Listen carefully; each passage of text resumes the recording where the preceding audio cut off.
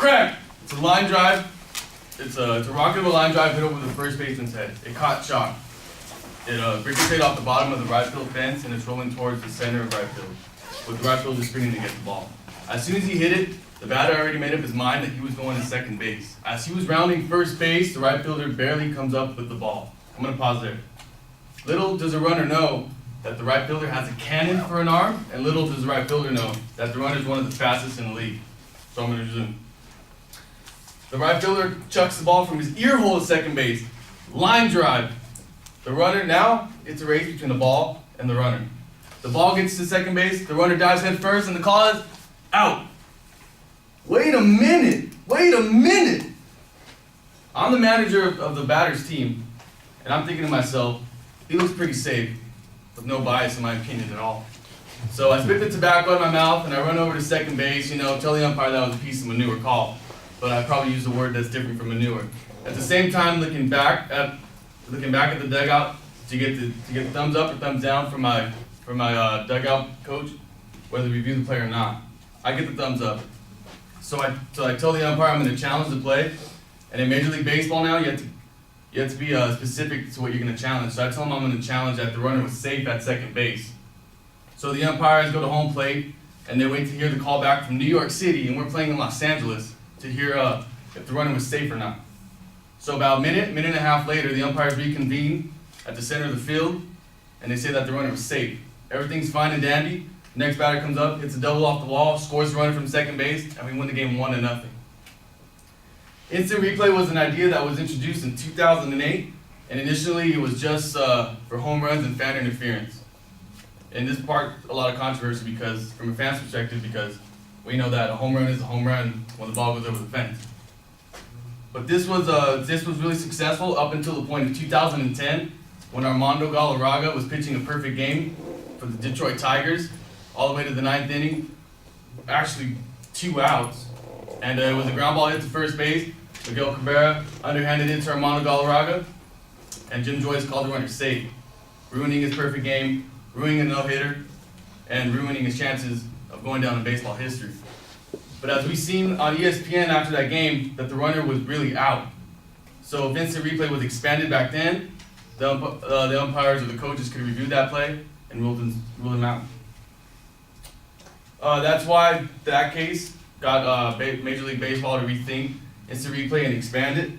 And now in 2014, they introduced a new form of the expanded instant replay system, which includes home runs, fan interference, foul and fair balls, out and save calls, and as we all know, the home runs and the transfer rule.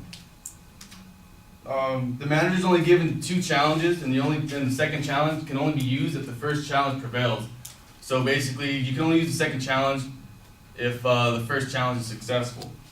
I believe that instant replay in Major League Baseball is an effective tool to make the game fair. I will be talking about the first time instant replay was used in 2014, and the examples when it was effective, and professional testimony. The first time instant replay was used in the 2014 season was between the Cubs and the Pirates on March 31st, which was opening day. Jeff Samardzija in the 5th inning, the Cubs pitcher tried to bunt the ball to get the runners over from first and second, and Pedro Alvarez, the Pirates third baseman, picked up the ball and just beat Samardzija by a step. The Cubs manager challenged the play, and the call was upheld, so Samardzija was out. Literally minutes later, the first successful instant replay was used between the Brewers and between the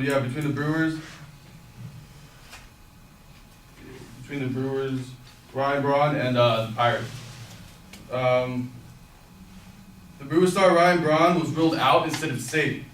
Atlanta Braves manager Freddie Gonzalez challenged a 6-inning play, and when Ryan Braun was ruled safe on an infield single. In this case, it was an effective system. Another example was the professional testimony of Joe Torre. According to MajorLeagueBaseball.com, he said, "I think instant replay is going well. It's just going to get smoother." And Joe Torre, being an executive in Major League Baseball, his opinion does weigh really heavily on the way things go. Another example was the dramatic ending of a game in Pittsburgh on May 6th, just last Tuesday. There was a game between the Pittsburgh Pirates and the San Francisco Giants. history was about to be made. It was 1-1 in the bottom of the ninth when Starling Marte came up and hit a triple off the right field wall. And then he raced home off a pass throw to third base that got by Giants third baseman Pablo Sandoval. The umpires ruled him out at home plate, and 1 minute and 14 seconds later, instant replay reversed the call. So the Pirates win, Giants lose, and that was the first walk-off ever using instant replay. In conclusion, I've talked to you about the professional opinion of Joe Torre, the first example of when instant replay was used and when it was successful, and how the Pirates made history. And instant replay creates, it eliminates human error from the game, and it creates baseball. Well, now it paves way for it to be a more fair game.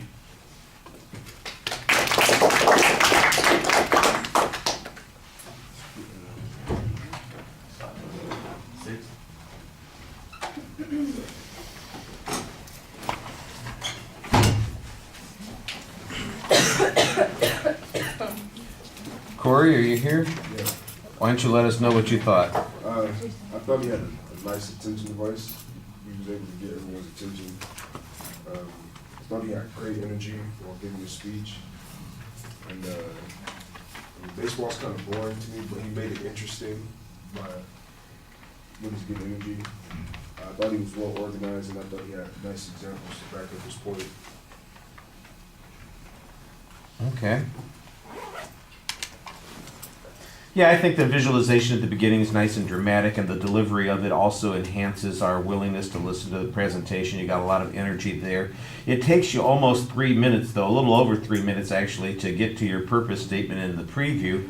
And then the problem is that the speech is almost just under 6 minutes. So you really only have a substantive argument in the 3 minutes that comes after that. Everything else is all description.